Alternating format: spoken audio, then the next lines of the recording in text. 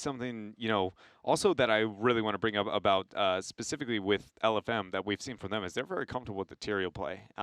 More so than you would expect, especially out of a team, with that kind of crucible range, moving into HGC, the kind of youth there. I've been critical of pretty much Tyrael from beginning to end here so far, of part number 2. Other than Fury's play, I feel like Figgy, sitting second in line in the Tyrael rankings, and something they're going to be looking to use here on the next battleground. But talking about battlegrounds, where are we headed for map 2? Infernal Shrines is the selection here. LFM is the one taking us to that. No surprise to see LFM selecting the Shrines, sticking to what we know from them as a group. You go Sky Temple, we go to Infernal Shrines, and then from that point on, kind of gets a little bit, at least less clear. I didn't get a chance to write it down earlier, but you can actually see Dragonshire was banned by LFM. So obviously, Simplicity, if you look back at historically some of the leaders when it came to the old Naventic style teams, things like that, and Lagath, they really had this mentality that first pick is where it's at. And now obviously we get kind of everybody coming together. They're willing to give up map pick because they really love that first pick. Stats-wise, doesn't always say that first pick is best. I'm going to keep my mouth shut on this and just, I don't know if you noticed, since the day number 1 this conversation has started, I've said pretty much nothing. I've just let the numbers decide whether or not it is. And what we're saying by that is a lot of our professional players like to talk about first pick having a huge advantage. Some would argue at other times the second pick has a colossal advantage. And when we really look at the numbers, at least right now, Western and Eastern Clash is near a 50-50. Historically speaking, the entirety of competitive Heroes of the Storm and that data being stored, it does lean a little bit more to second pick. Hashtag first pick, hashtag second pick. I like second pick. I have many reasons why. It's probably because of the last pick, and then mainly because being able to play on the battleground proper is usually going to be outweighed that 1-3-man advantage post-secondary ban phase. Yeah, it's really easy to sneak in a last pick Sylv. So anyways, as we head into Infernal Shrines here, we're going to see how these play out. Junkrat, we didn't see him last game. High probability we'll see a little bit of Junkrat action this game. But the Maiev factor, will that come in? And will Simplicity, because if Simplicity doesn't ban Maiev, and LFM bans Medivh, what does Simplicity do? Because I was not impressed with the Maiev play last season. I'm going to tell you what they do. They just ban it. Yeah. They just... Okay, failed experiment. Let's start over. All right. Here we go. Medivh, Malfurion. Oh, is this...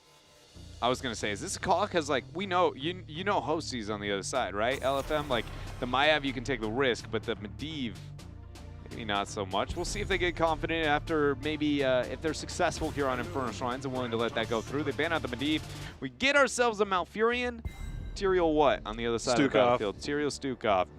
Stukov strong on this battleground. That's how I feel about Stukov right now. Why? Is it because of the weighted pustule? Just how blindly picked he is consistently at the position that he is. It's a little scary.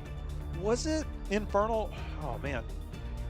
Was it this battleground where they just kind of hung out in the background? Oh, no, it was a different team. But the Tyrael, Stukov, I feel, because of the chokes on this, especially depending on which shrine. Oh, yeah. It's great. It's just, what if we dive you all the day and don't let you ever have that initiation slash That's what No Tomorrow did. Yeah, that's a lot. We're coming for you. But time's up, boys. Dive in the back line. LFM's taking a hot minute to think about this. If they go away from that, we're going to assume Stukov is accurate. Then I would say maybe Blaze is something we got to be worried about, especially on a bigger map to kind of have that counter momentum. It doesn't stand out too much here. I would maybe a Garrosh. Oh, Blaze, Tychus, no Stukov. Now I sit and I see this and I like it. I like it, but I'm immediately like, this is deviating from the norm so hard that I just go, what does that mean for the draft at this point? I know, right? Like, what's coming in at the tail end of this to justify a Tychus this high? Ooh, I'm ready for it. Whatever it may be. That being said, I actually don't mind that LFM is willing to prioritize the Tychus a little bit higher. Again, I feel, kind of a little bit skeptical, but we've seen them perform pretty well with their Tychus so far. I feel like probably one of their most, well-rounded characters for the few victories that we end up getting from LFM. Or at least used to get. I feel like that's going to change soon. They're bringing out the guns here this week. Already winning one game off Simplicity, holding their own for a smidge on tempo. Does flamethrower fall into a category of a gun? What constitutes it being a gun? I don't necessarily know all the parameters that are necessary to define that. Let's see, but then it can go cannon's a gun, right? Like I don't think that's the defining factor. But I think I would put it under that because it's used by military. I don't know. Tyrael Malthael for simplicity. I like the fact that we get ourselves the Tyrael. The Malthael does feel a bit high, but it's going to be able to trade well into the Blaze, making a Garrosh pickup a little bit scarier. Especially when you pick up the Tyrael yourself. Normally you want the Garrosh to make the Sanctification a little bit more intimidating. There's very few characters that kind of provide that same amount of threat towards the frontliner, other than, shout out to Tempo Storm, maybe Varian. The Malthael at this point of the draft does worry me a bit. LFM does have the resources, especially if they want to hold that last pick to potentially go into something like a Gul'dan, who has, depending on the amount of aggression, if there's not a whole lot more beyond the Tyrael Malthael, you can kind of control that front line, especially with the damage. You can have the clear on this battleground as well. So we see Hanzo being taken off the board, one of Hosty's best heroes throughout the early part of this year.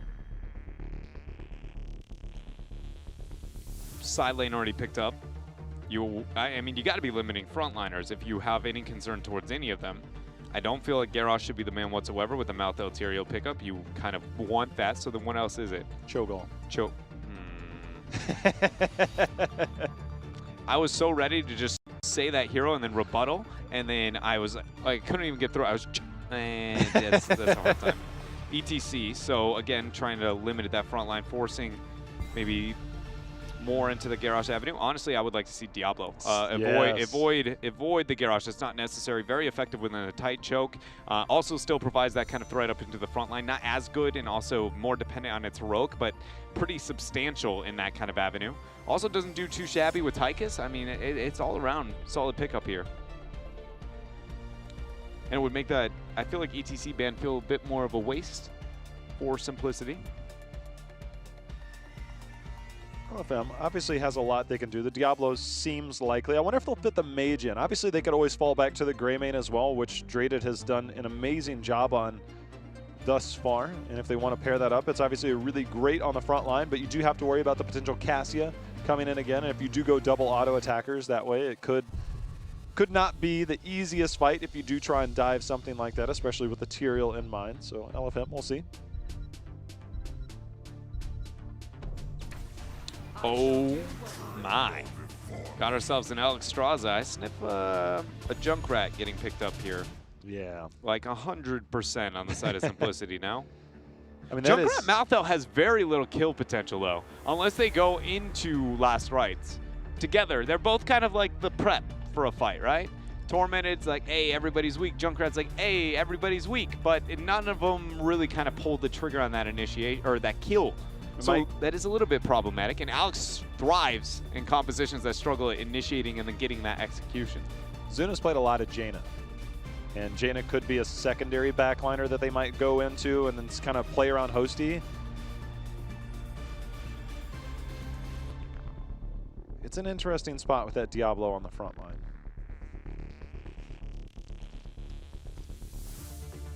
It explains, though, when we were talking about the lack of, Stukov in the top half, shows the intent here with LFM, with that Alex. There's the Junkrat and the Kerrigan. I love this choice from Simplicity. Very few times will I sit there and go, ooh, melee Deathball composition, I'm in. But against an Alex composition on Infernal Shrines where you know you can get a lot more value, have the Junkrat to prep things up, Tyrael for the Sanctification when things get a bit wild, this comp looks real scary. Now for Simplicity, something LFM's got to find a way to hold off. What is the answer? What do they rely on here? What DPS can hold its own versus all of that? Greymane does not feel like it's the answer, even though we've talked about it likely going to be that. Well, the Gul'dan still, I think, has some. It just, the Gul'dan's positioning has to be good, but if you can hit those big-time Horrifies on a front line like that, it's good. Plus, you can get good corruption value. It's something they've run in the past. You could also go Cassia yourself if you want to get the blinds down. Call me crazy. This might be crazy. Is there any world where you take the risk of like a Force Wall task with the Diablo synergy and rely on that? That's not what I expected. Not what I expected either. Not even close to what I expected. Genji. I mean, everybody on their team's pretty vulnerable to it, but I mean, Junkrat, susceptible to Genji 1 vs 1s. Malthael, pretty susceptible to Genji 1 vs 1s. Malfurion, definitely susceptible to that. Tyrael's okay. Kerrigan, I mean, if you get hit by a combo on Genji by a Kerrigan, number one, you used one of your cooldowns wrong. Number two, you definitely sidestep in the wrong direction. That should never happen, really. So it might be enough to turn things around. I just feel like Diablo has so much pressure on him right now. Like Figgy around that first round, we've seen how, I'm going to say, you know, punished Tempo Storm kind of provided that in certain moments in the last series we got from LFM. If there is a player that you want on Genji, generally you're not going to probably say, oh, look, LFM Genji, but believe it or not, Draded's actually been probably one of our top performers on Genji. Sit at 3.9 kills per game, and at KDA-wise, sit at 19 KDA in 7 games. Average is somewhere around 7 or 8. Generally, if you're looking at Tempo Storm, you're closer to like 10, 11, 12, like 8 as a team, but 19 KDA, that means like he's doing work, getting a lot of kills, and he's not dying. Oh, that means he's making a lot of things happen here. LFM looking to keep it going against the death ball of Simplicity, up already 1 game, and of choosing here the second map for them, Infernal Shrine, still a bit of home turf. But we said it, there is a lot of scary heroes here on the side of Simplicity's composition.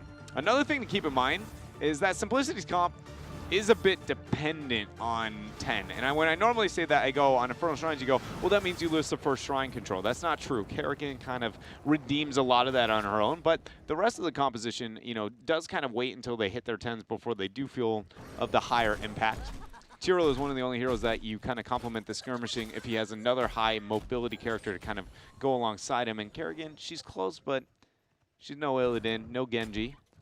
It's been a bit since we've seen a Kerrigan go into the Ravage build at 1. Generally, if obviously block doesn't work that well against a Genji and a Taika, so you're not going to get much block value because their auto attacks are way too fast. So we've kind of seen the extra damage on her sharpened blades, getting the big blades coming out. Instead, we're going to get the Q build this go around. I highly doubt we'll see ever since we saw some of the changes towards the latter part of last year. Used to just, you could go spec into those talents 1 and 4, get the resets, and just kind of jump around with Q all day on the shrines, but a lot of that's been changed. It's the new Kerrigan minigame, you know, the lead prod. It was really honestly the only time she's been relevant in the meta is Infernal Shrines because of that factor, other than ripping pieces double in Venom way back in beta.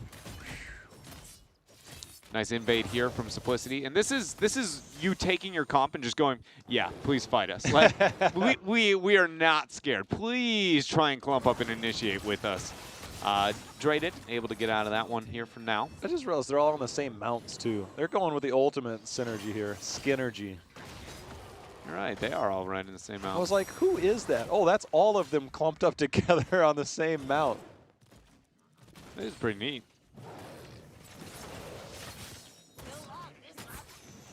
Well, Simplicity continuing to control these camps and in dominant fashion. It looks like Draded at least is sniffing things out a little bit, has that mobility. T being pretty aggressive onto Zuna there. You know, Simplicity has played Kerrigan one time, and it was Zuna. I'm pretty sure he did not die in that game, and they dominated pretty handedly. So 1-0 so far, and we'll see if they can make it 2. Gank attempt on bottom. Draded able to swift strike out. As you guys can probably tell, I watch more of the minimap than I do the actual game when I commentate Heroes of the Storm, and much like when you play Heroes of the Storm, that minimap is important, ladies and gentlemen. Keep track of that, be able to avoid those ganks just like Draded did. You know, Kerrigan, excuse me, Malthael, able to dodge that one up on mid with a 4-man collapse. 25 seconds out from our very first shrine phase, but look at this, Simplicity bringing the party down to bottom lane. LFM looking to kind of cater towards it as they're going to collapse. They should have a man advantage, going to force Simplicity to back out as Tyrael stuck on mid. Just taking 1 tower. I mean, just slowly starting to open the map up. Play for the long game. That's exactly what Simplicity's doing. You know, experience-wise, they have a minor lead, but it also controls the rotation. They're going to get over here to the shrine first. As it is now active, Zuna, obviously, he'll try and soften up a little bit. You can see that big AoE spreading those auto attacks with that level 4, so doing some cleave damage, so to speak. Figgy combo goes in, body blocks are there, healing goes down, Figgy shadow charging out, body block again from Prismat. Nice Dragon Queen throwback there onto Simplicity, but it's not enough to keep them alive. T ends up throwing down the spray and pray kill onto Malfurion, but the combo coming in there from the Kerrigan. Auto attacks trying to spread out to all the members are looking for more. Genji goes in, unable to find that reset. Zuna healing himself alive. Prismat keeping himself up here in the 1v1 versus Schwabs. Not going to last too long though. Drayden comes in, throw out the Shuriken. Ends up getting the second kill. LFM find 2-for-1 trade here over the mid shrine. Yeah, considering the way that started out, Dread, that's a big turnaround for them because Diablo got blown up real quick. Figgy was not long, but the priority focus with that backline dive, Drayden, he is a very big threat. And before 13, you do not have an ice block on Malfurion. It is very hard to keep yourself alive. 31 skeletal defenders for Simplicity, 23 of that for LFM.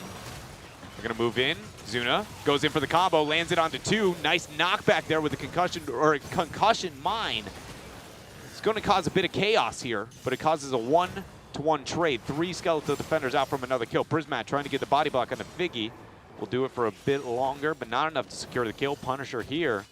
Simplicity looking to siege up. I mean, if you like action, you're getting it, because right now these teams throwing down over the first shrine. Going to get baited over here. Genji going to go ahead and dip on out before the roots can grab a hold of him. Biggie, he's trying to find himself a target. See if Cap has his Eldruins. He does. He gets out. The wall staying for now, so only getting one of those turrets is Simplicity. Yeah, Simplicity, I would argue, with this type of composition, because Kerrigan, or excuse me, because they have such a melee composition, Kerrigan combo goes out, get dodged there by Figgy. No concussion mine yet after the root. It was there about a fraction of a second after I said not yet. Good job there for Hosty getting the follow-up, setting his team up with another kill. What I was going to say is when they get these Punishers, that you notice them focusing on the mid-gate. I know this is a bit like, obviously, Jed, we've seen teams do this over and over again, but looking at how little range they have, they need to side gate. I mean, they have to side gate all in unless that front wall is already prepped for them. Otherwise, the Punishers is going to be a free bait clear. And for a lot of the people out there, Dred, why is the side gate normally the priority target when you have this style composition? Well, it's mainly because, number one, you have Zera's Siege, and your composition is relying on getting just an all-in stun lock kill, right? Number two is because the sidewall is the focus because it has the least amount of HP out of every structure that exists on a front wall. So it's ideally you would take the main gate, but that thing takes way too long. So you go for the sidewall, get the follow-up on the Punisher, and then, I mean, Kerrigan, it's pretty much a free combo 100%. Follow that up with a root. The probability of somebody going down goes from 0 to nearly 100 very, very quickly. See if they make that adaptation in the future, but right now they have achieved level 10, has Simplicity, everything locked in pretty standard here. Sanctification going to be the big time, and the Twilight Dream. Kind of wondered if we would get the Tranquility to keep that Kerrigan alive for the Playmaker, but I think with Genji being the ultimate flank and then maybe Diablo, if they do get too aggressive, you try and return with the Twilight Dream, get the big silence, get the big damage on there. I think I like the use of Twilight Dream here for Simplicity. It does feel like a lot of the team fight has to be kind of explosive for LFM, and as long as you kind of hold off a little bit more, and there will be enough pressure towards that Tyrael to not maybe want to depend on that, as long also with the, you know, moving into the last rites, prepping more for the Kerrigan Maelstrom and keeping her alive as well. Twilight Dream is really hard to get a kill onto Kerrigan whenever your opponent uses it well. Nice job by Figgy using that mini wave to get out of here. Forces out the Rip Tire from Hosty. Realizes maybe not optimal, uses the explosion a bit early. I mean, that touch of death that we're seeing with the 50% cooldown reduction, every time you see Diablo kind of hop into that circle of healing, he's getting tagged with that. So Malthael obviously keeping up with that. Prismat heads up play. I mean, a very flexible player. If you look back at his competitive history, he's kind of either been the ranged or the specialist or the melee player at times. So he's very, you know, well-rounded in his hero pool, and he's very, you know, observant, making those big-time plays. And we'll see, obviously not leading to much there, but down the road, very easily could. I always viewed him as the Chromie. That's who Prismat is. That was the OG. OG. Man, the real Chromie of North America. My goodness. There was some European, you know, Chromie 1 tricks early on that earned their own title, you know, here and there. But out of NA, I felt like Prismat was that guy. My first interaction, I did the 1v1 tournament about, was that 2 years ago, 3 years ago? Hold up. Hold on. Biggie going in deep here. They've got their eyes firmly set on Simplicity. Swab's coming in with the big stun, but they've got to fall back. Apoc's going to be there, and all of a sudden, Prismat should have been on Chromie. Yo, that was so well done by Figgy, getting the punishment. And the biggest thing was identifying he was willing to use the APOC just for that solo kill. If that happens post 13, inevitable end. Not too worried about it. Granted, we see the flip here. Twilight Dream goes down. Hits on a 3 from K1 Pro. The explosion is there, enough to get the kill. On to T. Sanctification for the escape here from this bunker. It's Alex Straza trying to make it rain from above. She's going to land on the back line. Aware, though, not able to keep up Swab. Simplicity get themselves another kill. They're not done. Zuna goes in. Misses the combo. Another great juke from Figgy. Figgy actually always jukes left whenever it comes to Kerrigan combo. Something that you might have to mix up. I know that seems crazy, but I've noticed that myself just watching this single game. And, you know, if you're a Kerrigan main, you kind of keep track of that kind of stuff. Might see that bait combo a little bit lower and one dead Figgy. Simplicity opting to go back in here for another kill instead of just focusing on the shrine. And it looks like they might get it. Figgy, last rites, is going to get taken down there. Diablo just lost all of his souls. It's a good and a bad thing because his death timer, 5 seconds, he's already back. He'll be back in time for the shrine. But in terms of his health pool, it has dropped significantly. Should be a Punisher now for Simplicity. I see the damage on that front wall, but I think it's going to be a more profitable Punisher than the last one, or at least more sidewall focus, hopefully, because they have all the time in the world to respond to it. 13 Talents here, still not here. LFM, they want to play safe, but we got to keep track of this Punisher leap. There's the sidewall. Hey. Here's the leap over. Little late. You know, a little late on that follow-up to the Punisher, and now this should be LFM's ability to turn. We'll see. They got to be careful of that second jump, which the longer they wait, closer it's going to get. But there's the big stun. Relentless Soldier providing that armor as well as the Odin out. So T is staying alive for now. Zuna trying to confirm that kill. Gets another combo. Sanctification was used. Diablo fell on the backside, Dread. Great job there from Alex Straza, though, to get the disengage by using that heroic. Otherwise, she would have been dead to the claws there of Kerrigan and Zuna. They're going to make the rotation out, realize this Punisher is a bit too weak to make anything else happen with it. Now likely going to claim mid-fort as their victim. They get that. They get much, much closer to 16, and what was a small lead is growing every minute as it's 15 to 13, almost 16. Minions going to force. Yeah, minions aren't quite in range. I believe they're taking a bit of damage. Zuna does manage to get out by getting that Ravage over to one of the last remaining minions. They end up getting out without 16 there. It seems like it's a surprisingly common rotation that we've seen, especially out of the games today, where it's that kind of, here's my free objective somewhere else, but it's slow enough that nobody makes anything happen because range DPS and Siege is so limited within the meta, it seems a bit miscalculated. Something sits at 10% HP, and the opponents have that small opportunity to turn it around. LFM unable to do so there, but they need to be looking for those opportunities anytime they find them.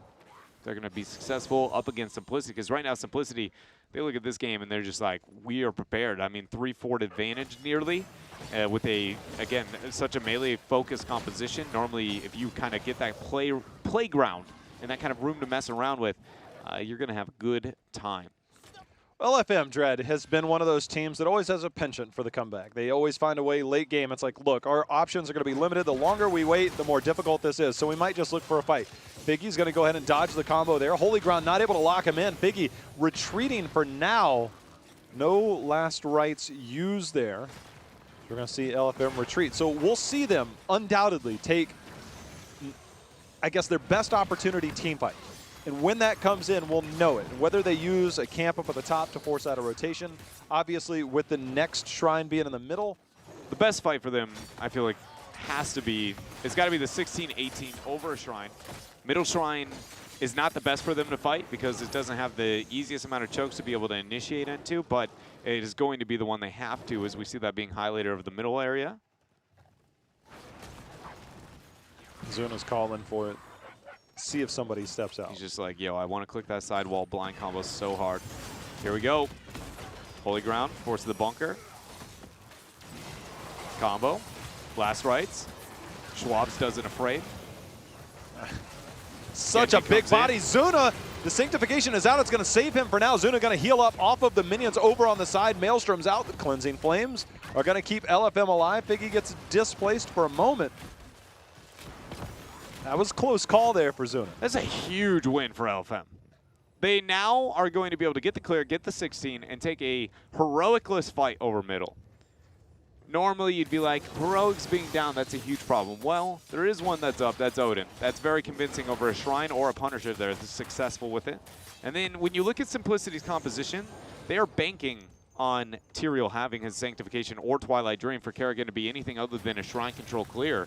And LFM should be able to hold this off soon enough, early enough. They do not want to give this advantage over to Simplicity. Even 10 feels like it's too many, even being down this talent tier. It's going to force Simplicity to get a bit more panic now with this initiation. But this is that fight you were talking about, the one that they want, they need. Look how aggressive they are. Yeah. I think they also still have Dragon Queen, so that might even come out here in a moment. The Aware stand on the backside, staying safe. You can see that sword in the ground of King Caffeine on Tyrael. Looking for that holy ground. There's the initiation. Figgy getting the flip over, Dread. They get the flip over. K1 Pro trying to kite out, gives a reset there over to Draded. Now Hosty seems to be the focus there. Draded gets the pull back as well onto Figgy, but not the one he wants, as that's coming out from Zuna. 1-for-1 trade, 40 seconds, so either one of them is going to spawn. And this is now going to be a huge moment for Simplicity. The fact they were able to trade 1-for-1 on that. Punisher goes over to LFM, and they go in to pick this fight. They're going to move up. Punisher is not going to get into this skirmish as it's moving up. T falls down.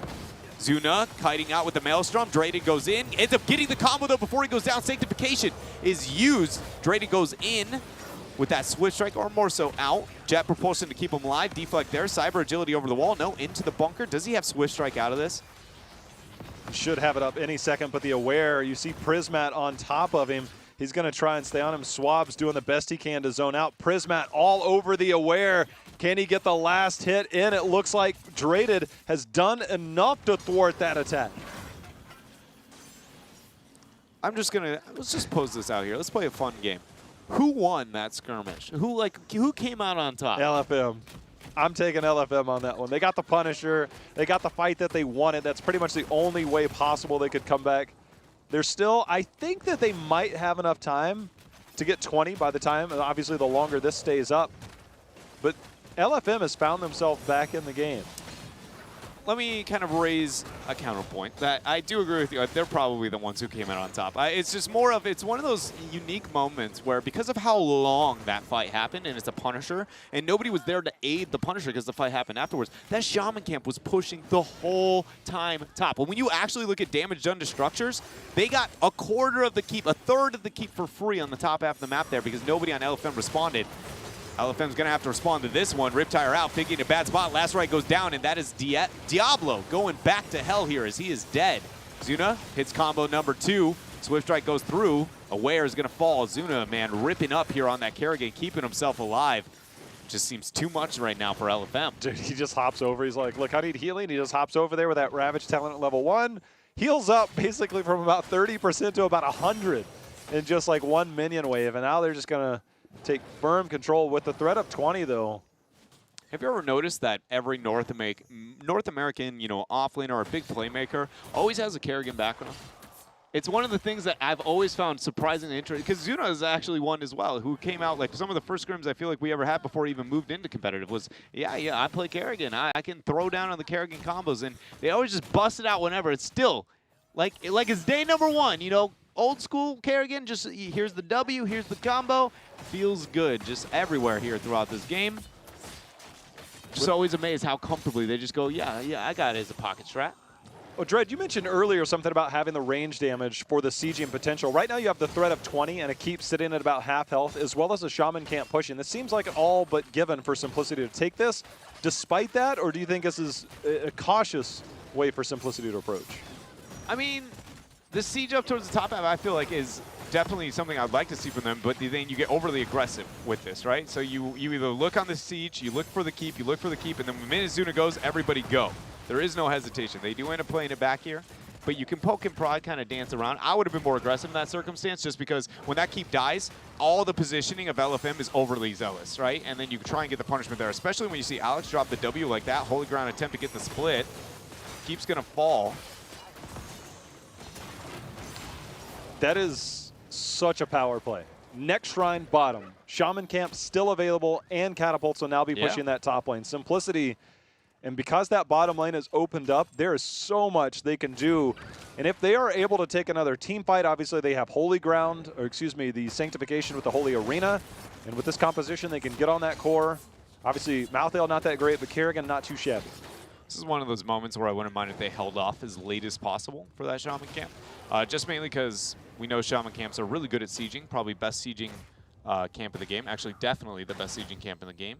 But it doesn't do well on core because the splash damage on the core, the little dogs get the splash damage out. Hold up though, Figgy trying to juke and jive here. The Kerrigan combo is going to flip over Prismat. Riptire comes in. Knockback there. Figgy's going to go down once again, joining the minions of hell.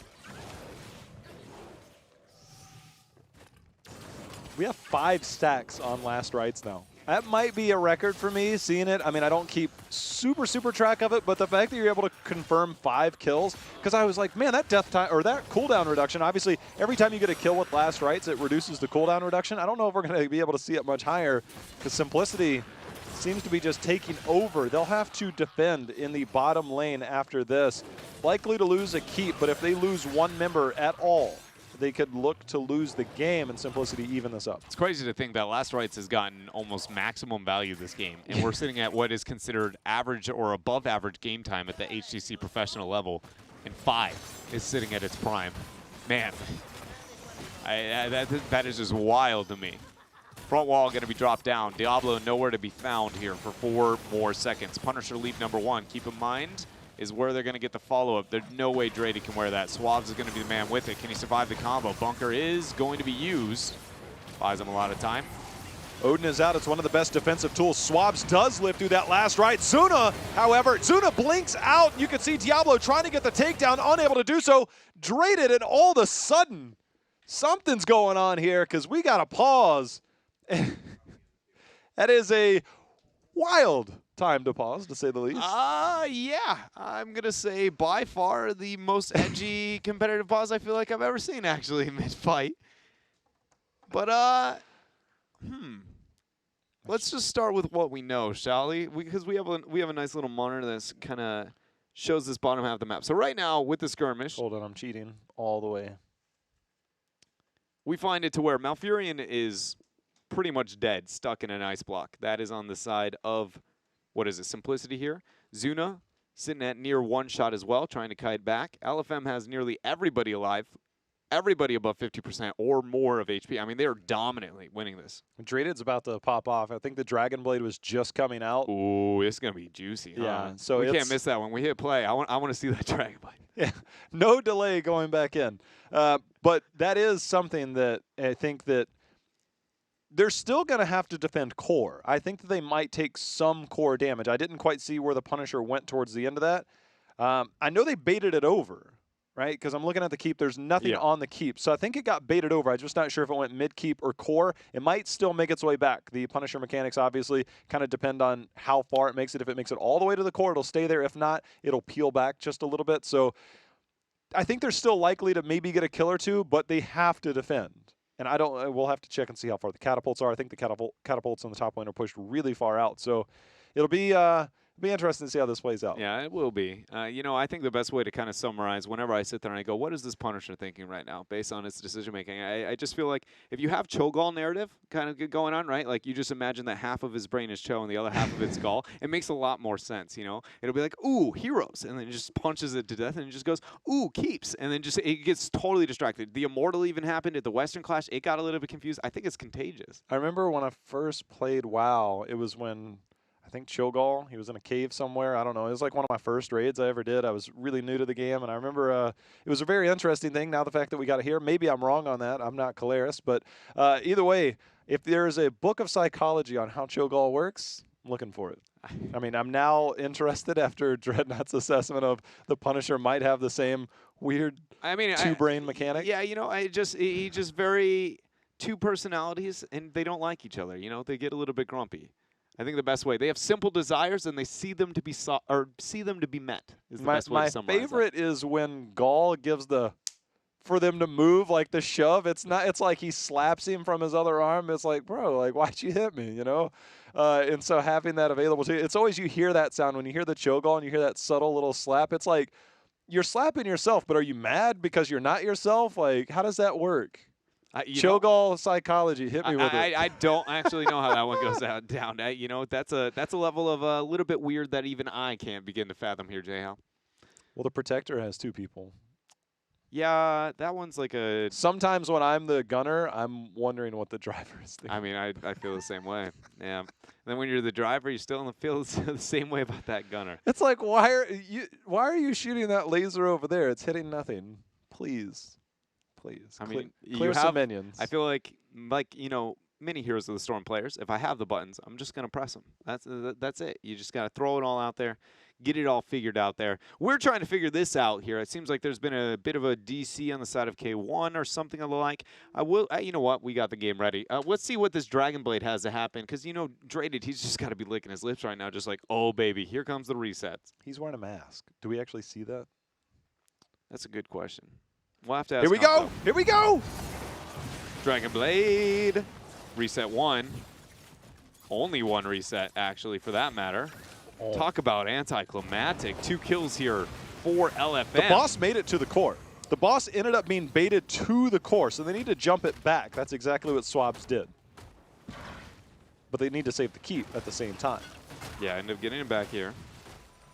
Which way is he going? No, this way. No, that way. I told you, man. It's like Cho'Gall. Like, that's the shove right there. Back and forth, back and forth.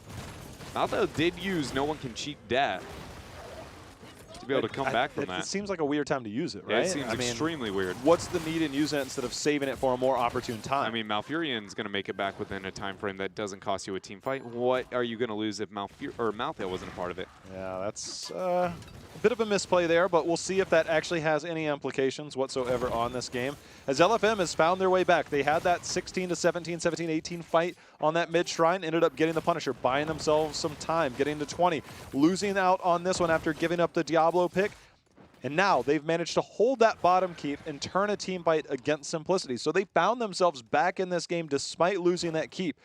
But Dread, on the other side, for Simplicity, they still have a top and bottom fort available.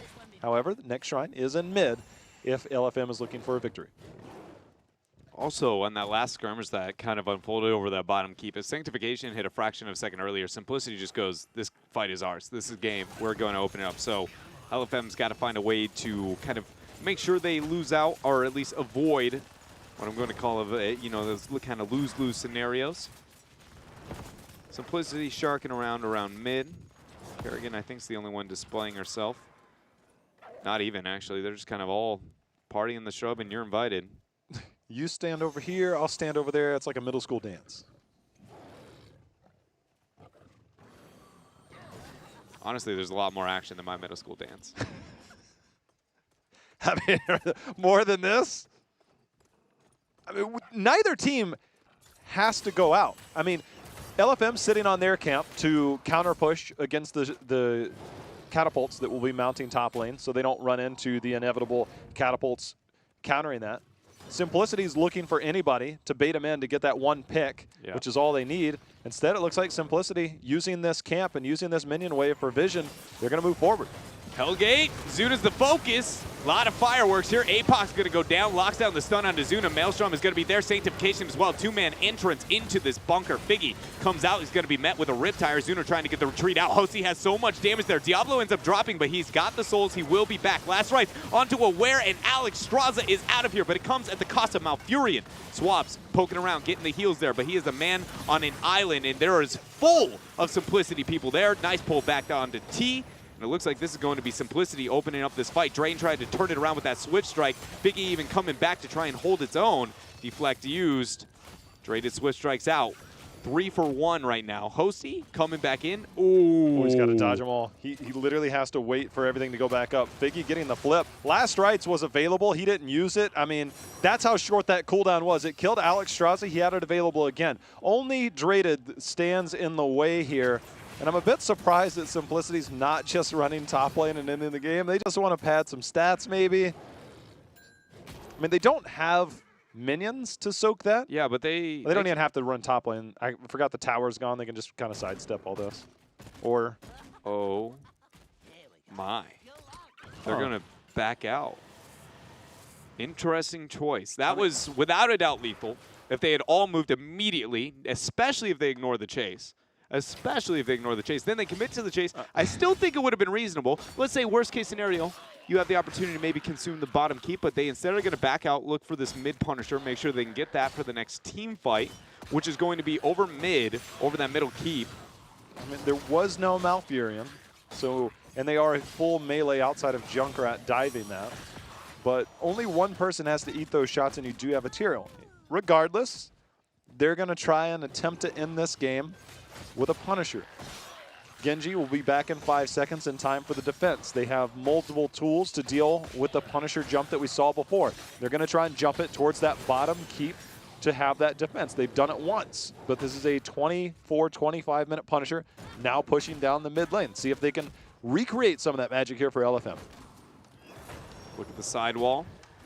Got to keep your eyes on that. They're even going to take the sidewall. They're being surprisingly passive here. Odin goes down. Combo over the wall. Expected, though. Bolt used by Figgy. Front wall now taken out, but the Punisher lead not available for a couple more. About 10 seconds out, we see the combo onto Zuna, but it's not going to connect there. Figgy eats the last rites, and it is his last rites as he drops. Zuna moves up against T. Going to go in to enter to the bunker. King Caffeine trying to get that damage out. We see nice teleport use there. Get the follow-up. Zuna's able to keep himself alive. Punisher now confused. Maybe going to leap back He's got here. the jump. They got to be careful of the jump. They got to be careful of the jump. There it is. There's the big-time jump. Zuna jumping over the wall himself, but Draded in the return ends up getting the takedown onto Zuna. He's looking for another. Draded popping off here. Just barely misses the third. But he can't get in Punisher range or he's going to go down. Look at the shielding on the core. The Punisher already falling at 30% HP. There goes the leap over. 26-15. That's going to be back up. Oh my goodness. 8 seconds out before that was going to be a threat on the Punisher, and they have held off this game. Draded is an absolute monster. They're still taking core damage, and they might move forward here. The amount of impalers and the minions are ripping through this core. They might do it. The rest of Simplicity has to be Are we getting trolled? Kicking themselves like at this for point? not walking. That is like 4 auto attacks. I mean, okay, let's be real here. Number one, I have not seen that much damage. That was hard to do the math on how much damage would be done to the core there. But then there was a long time where it's like, oh yeah, that's a lot of damage, huh? And then you go, ooh, no, that's a lot of damage, huh? And then you're like, should we turn around? And the answer entire time seems like it was no. Look at this fight, man. The bottom right of your screen, you're going to see Zuna hopping over, but Draded's like, oh, I can jump too. Goes in for one. He's going to zip up to the right, and Calf goes. K1 Pro. Ice block. That is one of the most perfectly timed ice blocks you will ever see there, as K1 Pro kept himself alive. 13% HP, ladies and gentlemen. That is a near indefensible goal. Undefendable. Especially with Tyrael. It's just, yeah, it's like almost anybody. So what you do for LFM is you just have to go out and you got to battle. Like right now, you walk just up and go. you fight. Get it. Diablo, the biggest gap closer. He's coming in for a big flank position. Prismaticism on the bottom part of that screen will have vision. You can see the self-cleanse is there, able to escape the clutches of Figgy. King Caffeine, there's one. He's got the second flip, but he misses the wall. Odin is out, Dread. Big Red full disengage here from Simplicity as they know this is the only way they can lose this game. Swaps trying to get the two-man.